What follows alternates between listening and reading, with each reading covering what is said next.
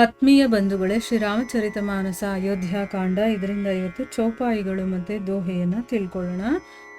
ಭಾಯಿಹು ಲಾವಹು ಧೋಖ್ ಜನಿ ಆಜು ಕಾಜ್ ಬಡ್ ಮೋಹಿ ಸುನಿ ಸರೋಷ್ ಬೋಲೆ ಸುಭಟ್ ಬೀರ್ ಅಧೀರ್ ನ ಹೋಹಿ ರಾಮ ಪ್ರತಾಪ್ ನಾಥ್ ಬಲ್ ತೋರೆ करही कटकु बिनु भट बिनु घोरे जीवत पाऊ न पाछे धरही रुंड मुंड मय मेदिनी करही दीख निषाद नाथ भल टोलू कहेवु बजावु जुझावु ढोलू येत न कहत झींक भई बाये कहेवु सगुनिहन खेत सुहाये बूढ़ येकु कह सगुनु बिचारी भरत ही मिलिया न होई ही रारी राम ही भरतु मनावन जाही सगुनु कहई अस बिग्रहु नाही सुनी गुह कहई नीक कह बूढ़ा सहसा करी पचिता ही बिमूढ़ा भरत सुभावु सीलु बिनु बूझे बड़ी ಹಿತ ಹಾನಿ ಜಾನಿ ಬಿನು ಜೂझे. ಇವು ಚೌಪಾಯಿಗಳು ಮತ್ತು ದೊಹೆ. ಈಗ ಇದರ ಅರ್ಥವನ್ನು ತಿಳ್ಕೊಳ್ಳೋದಕ್ಕೆ ನಾವು ಪ್ರಯತ್ನ ಮಾಡೋಣ. ಇಲ್ಲಿ ತುಳಸಿದಾಸರು ಹೇಳುತ್ತಾರೆ, ಗುಹಾ ಹೇಳಿದ ತಕ್ಷಣ ಎಲ್ಲರೂ ಕೂಡ ಯುದ್ಧಕ್ಕೆ ತಯಾರಾಗ್ಬಿಡ್ತಾರೆ. ಆಗ ಗುಹಾ ಹೇಳ್ತಾನೆ, ಸೋದರರೇ, ಸಾವಿಗೆ ಹೆದರ್ಕೋಬೇಡಿ, ಈ ದಿನ ನಮಗೆ ಒಂದು ಮಹತ್ ಕಾರ್ಯ ಸಿಕ್ಕಿದೆ. ಇದನ್ನು ಕೇಳಿದ ತಕ್ಷಣ ಎಲ್ಲ ಶೂರ ಯೋಧರೂ ಕೂಡ ವೀರಾವೇಶದಿಂದ ಕೂಗ್ತಾರೆ. ಏನಂತ ಕೂಗ್ತಾರೆ? ಎಲೇ ವೀರಾಧಿವೀರ, ಧೈರ್ಯವಾಗಿರು ಅಂತಂದ್ಬಿಟ್ಟು. ಅಂದರೆ ಈಗ ಯಾರು ಹೆದರ್ಕೋಬಾರ್ದು, ನಾವೆಲ್ಲ ಒಂದು ಒಳ್ಳೆ ಕೆಲಸಕ್ಕೆ ಹೋಗ್ತಾ ಇದ್ದೀವಿ ಅಂದರೆ ಇಂಥ ಒಂದು ಕೆಲಸ ಸಿಗೋದೇ ನಮಗೆ ಅಪರೂಪ. ನಾವು ಏನೋ ಒಂದು ಪುಣ್ಯದ ಕೆಲಸವನ್ನು ಮಾಡಿದ್ವಿ, ಅದಕ್ಕೆ ನಮಗಿಂತ ಒಂದು ಒಳ್ಳೆ ಕೆಲಸ ಮಾಡುವಂಥ ಒಂದು ಆಪರ್ಚುನಿಟಿ ನಮಗೆ ಸಿಕ್ಕಿದೆ ಅಂತ ಹೇಳಿದ ತಕ್ಷಣ ಅಲ್ಲಿದ್ದಂಥ ಎಲ್ಲ ಶೂರ ಯೋಧರು ಕೂಡ ವೀರಾವೇಶದಿಂದ ಎಲೈ ವೀರಾದಿವೀರ, ಧೈರ್ಯವಾಗಿರು, ಅಂದರೆ ನಾವೆಲ್ಲ ನಿನ್ನ ಜೊತೆಗಿದ್ದೀವಿ, ನೀನೇನು ಯೋಚನೆ ಮಾಡಬೇಡ ಅನ್ನೋ ರೀತಿ ಅವರು ಹೇಳ್ತಾರೆ. ಅಂದರೆ ಒಬ್ಬರಿಗೊಬ್ಬರು ಅವರು ಹುರಿದುಂಬಿಸ್ಕೊಳ್ಳೋದು ನೋಡಿ ಯಾವ ರೀತಿ ಇದೆ ಅಂತಂದ್ಬಿಟ್ಟು. ಒಡೆಯನಾದಂತಹ ಶ್ರೀರಾಮಚಂದ್ರನ ಪ್ರತಾಪದಿಂದ, ನಿಮ್ಮ ಬಲದಿಂದ ನಾವು ಭರತನ ಸೈನ್ಯವನ್ನ, ವೀರರನ್ನ, ಆನೆ ಕುದುರೆಗಳನ್ನ ಒಂದನ್ನು ಬಿಡದೆ ನಾಶ ಮಾಡಿಬಿಡ್ತೀವಿ. ಪ್ರಾಣ ಇರೋ ತನಕ ಹಿಂದಕ್ಕೆ ನಾವು ಕಾಲಿಡೋದಿಲ್ಲ.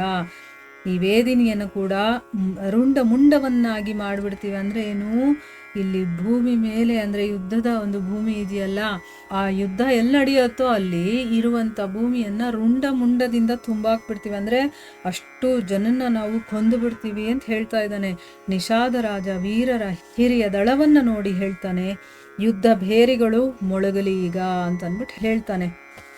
ಅಂದರೆ ಯುದ್ಧ ಈಗ ಪ್ರಾರಂಭ ಆಗಬೇಕು, ಅದಕ್ಕೋಸ್ಕರ ನೀವು ಭೇರಿಗಳನ್ನು ಮೊಳಗಿಸಿ ಅಂತ ಹೇಳ್ತಾ ಇರೋ ಹಾಗೇನೆ ಯಾರೋ ಎಡಗಡೆಯಿಂದ ಸೀನ್ತಾರೆ. ಶಕುನಗಳ ಬಗ್ಗೆ ಯಾರು ಗೊತ್ತಿರುತ್ತೋ ಅಂಥವ್ರು ಹೇಳ್ತಾರೆ ನೋಡಿ, ಹಿಂದಿನ ಕಾಲದಲ್ಲೆಲ್ಲ ರಾಜರು ಶಕುನದ ಬಗ್ಗೆ ತಿಳುವಳಿಕೆ ಇರೋರನ್ನ ಇಟ್ಕೊಳ್ತಾ ಇದ್ರು. ಯುದ್ಧಕ್ಕೆ ಅಥವಾ ಯಾವುದಾದ್ರೂ ಒಂದು ಕೆಲಸಕ್ಕೆ ಹೋಗಬೇಕಾದ್ರೆ ಇಂಥ ಶಕುನಗಳಾದಾಗ ಅದು ಒಳ್ಳೆಯದು ಅಥವಾ ಕೆಟ್ಟದ್ದು ಅಂತ ಅವ್ರು ಹೇಳ್ತಾ ಇದ್ರು. ಅದೇ ರೀತಿ ಇಲ್ಲಿ ಯಾರೋ ಒಬ್ರು ಸೀನ್ತಾರೆ. ಸೊ ಆ ಸೀನದಾಗ ಶಕುನವನ್ನ ತಿಳ್ಕೊಂಡಿರೋರು ಹೇಳ್ತಾರೆ, ಸೀನು ಒಳ್ಳೆಯ ದಿಕ್ಕಿನಿಂದ ಬಂದಿದೆ, ಸೊ ನಮಗೆ ವಿಜಯ ಅನ್ನೋದು ನಿಶ್ಚಿತ ಅಂತ ಅಂದ್ಬಿಟ್ಟು ಹೇಳ್ತಾರೆ. ಆಗ ಒಬ್ಬ ವೃದ್ಧ ವ್ಯಕ್ತಿ ಇರ್ತಾನೆ, ಅವನು ಕೂಡ ಶಕುನವನ್ನ ವಿಚಾರ ಮಾಡುವಂಥವನು, ಅದರ ಬಗ್ಗೆ ತಿಳ್ಕೊಂಡಿರುವಂಥವನು. ಅವನು ಸ್ವಲ್ಪ ವಿಚಾರ ಮಾಡಿ ಹೇಳ್ತಾನೆ, ನಮಗೆ ಭರತನ ಭೇಟಿಯಂತೂ ಆಗೇ ಆಗುತ್ತೆ, ಅವನ ಜೊತೆ ಯುದ್ಧ ಮಾತ್ರ ಆಗೋದಿಲ್ಲ.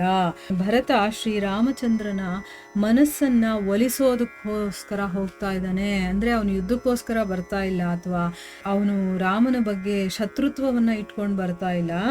ಇಲ್ಲಿ ರಾಮನ ಮನಸ್ಸನ್ನ ಒಲಿಸೋದಕ್ಕೋಸ್ಕರ ಬರ್ತಾ ಇದ್ದಾನೆ. ವಿರೋಧ ಇಲ್ಲ ಅಂತನ್ಬಿಟ್ಟು ಇಲ್ಲಿ ಶಕುನ ಹೇಳ್ತಾ ಇದೆ ಅಂತನ್ಬಿಟ್ಟು ಹೇಳ್ತಾನೆ. ಇದನ್ನ ಕೇಳಿದ ಮೇಲೆ ನಿಷಾದ ರಾಜ ಗುಹಾ ಹೇಳ್ತಾನೆ, ಈ ವೃದ್ಧ ಸರಿಯಾಗಿ ಹೇಳ್ತಾ ಇದ್ದಾನೆ.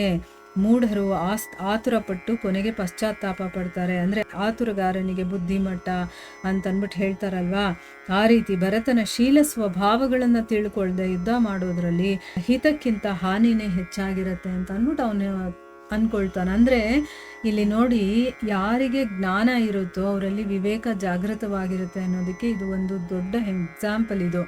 ಏನು ಅಂದರೆ ಗುಹನಿಗೆ ಜ್ಞಾನ ಇದೆ, ತಿಳುವಳಿಕೆ ಇದೆ. ಅದಕ್ಕೆ ನೋಡಿ ಅವರು ವೃದ್ಧರು ಹೇಳಿದ ತಕ್ಷಣ ಅದಕ್ಕೆ ಮುಂಚೆ ಅವನಿಗೆ ಆ ಭರತನ ಮೇಲೆ ಎಲ್ಲ ಬರೀ ನೆಗೆಟಿವ್ ಆಗೇ ತಾಟಿತ್ತು.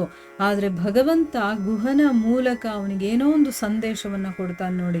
ಆ ಒಂದು ಡ್ರಾಪ್, ಆ ಸಂದೇಶ ಬಿದ್ದಿದ ತಕ್ಷಣ ಅವನ ಒಳಗಡೆ ಇದ್ದಂಥ ಕಶ್ಮಲಗಳು ಎಲ್ಲ ದೂರ ಆಗಿಬಿಡುತ್ತೆ. ಅವನು ಏನು ಯೋಚನೆ ಮಾಡ್ತಾನೀಗ? ಪಾಸಿಟಿವ್ ಆಗಿ ಯೋಚನೆ ಮಾಡೋದಕ್ಕೆ ಶುರು ಮಾಡ್ತಾನೆ.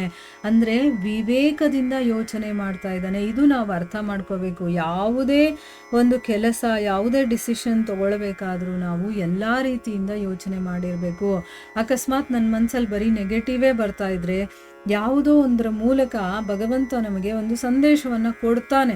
ಅದನ್ನು ತಗೊಳ್ಳೋ ಅಷ್ಟಾದರೂ ನಮಗೆ ಕೆಪಾಸಿಟಿ ಇರಬೇಕಲ್ವಾ? ಅದನ್ನು ನಾವು ನೆಗ್ಲೆಕ್ಟ್ ಮಾಡಿದ್ರೆ ನಾವು ಅಧೋಗತಿಗೆ ಹೋಗ್ತೀವಿ. ಅದನ್ನು ನಾವು ರೆಸ್ಪೆಕ್ಟ್ ಕೊಟ್ಟು ನಾವು ಅದನ್ನು ಯೋಚನೆ ಮಾಡಿ ತಗೊಂಡಾಗ ನಮಗೆ ಒಳ್ಳೆಯದೇ ಆಗುತ್ತೆ. ಇಲ್ಲಿ ಗುಹ ವಿವೇಕವಂತ, ಬುದ್ಧಿವಂತ. ಅದಕ್ಕೋಸ್ಕರ ಅವನೇನು ಮಾಡ್ತಾನೆ? ಯೋಚನೆ ಮಾಡ್ತಾನೆ. ಹೌದು, ಈ ವೃದ್ಧರು ಹೇಳ್ತಾ ಇರೋದು ಸರಿ. ಯಾಕಂದರೆ ಅವ್ರಿಗೆ ಅನುಭವ ಇರುತ್ತಲ್ವಾ? ಅವ್ರು ಹೇಳ್ತಾ ಇದ್ದಾರೆ ಅಂತಂದಮೇಲೆ ಈ ವಿಷಯ ಸರಿಯಾಗೇ ಇರಬಹುದು. ನಾನು ಒಂದು ನಿಮಿಷ ಕಾಯಬೇಕು. ನಾನು ಸಡನ್ನಾಗಿ ಏನೋ ಒಂದು ಡಿಸಿಷನ್ ತಗೊಳ್ಳೋದು ಸರಿಯಲ್ಲ. ಆತುರಗಾರನಿಗೆ ಏನಿರುತ್ತೆ? ಬುದ್ಧಿಮಟ್ಟವಾಗಿರುತ್ತೆ. ಅವನು ವಿಶಾಲವಾಗಿ ಅವನು ಯೋಚನೆ ಮಾಡೋದಿಲ್ಲ. ಸೊ ಭರತನ ಸ್ವಭಾವ ಹೇಗಿದೆ, ಅವನ ಶೀಲ ಹೇಗಿದೆ, ಅದನ್ನೆಲ್ಲ ತಿಳ್ಕೊಳ್ದೆ ನಾನು ಯುದ್ಧ ಮಾಡೋಕ್ಕೆ ಹೊರಟೋದ್ರೆ ಅವನು ಮೊದಲು ಯಾಕೆ ಬಂದಿದ್ದಾನೆ, ಏನು ಅವನ ಮನಸ್ಸಲ್ಲಿ ಏನು ನಡೀತಾ ಇದೆ, ಅದನ್ನು ಫಸ್ಟು ನಾನು ತಿಳ್ಕೊಳ್ಳೋಣ. ಆಮೇಲೆ ನಾನು ಯುದ್ಧ ಮಾಡಬೇಕೋ ಇಲ್ವೋ ಅಂತ ನಿರ್ಧಾರ ಮಾಡೋಣ ಅಂತಂದ್ಬಿಟ್ಟು ಅವನು ಯೋಚನೆ ಮಾಡ್ತಾ ಇದ್ದಾನೆ. ಯಾಕೆ ಅಂತಂದರೆ ಈಗ ನನಗೇನು ಗೊತ್ತಿಲ್ಲದೆ ಯುದ್ಧ ಮಾಡಿ ಅಕಸ್ಮಾತ್ ಅವನು ಒಳ್ಳೇದಕ್ಕೋಸ್ಕರನೇ ಬಂದಿದ್ರೆ ಆಮೇಲೆ ರಾಮನಿಗೂ ನಾನು ನೋಯಿಸ್ದಂಗೆ ಆಗುತ್ತಲ್ವ. ಅದಕ್ಕೆ ಇಲ್ಲಿ ನಾನು ಯೋಚನೆ ಮಾಡಿ ಇವಾಗ ಡಿಸಿಷನ್ ತಗೋಬೇಕು ಅಂತ ಅಂದ್ಬಿಟ್ಟು ಅವನು ತೀರ್ಮಾನ ಮಾಡ್ತಾನೆ. ಇಲ್ಲಿಗೆ ನಾವು ನಿಲ್ಲಿಸೋಣ. ಹರೇ ಕೃಷ್ಣ.